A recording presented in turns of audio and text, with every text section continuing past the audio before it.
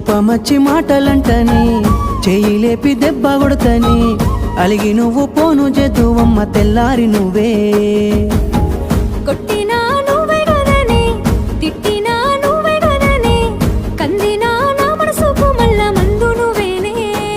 మన బాధలన్నీ రాయబోతే పల్లవి కన్నీళ్ళే రాసుకున్నవి చరణాలవి కన్నీళ్ళెందుకేవో పిల్ల పల్లవి ఈ లచ్చుమయ్య గుండెలు పిరున్నది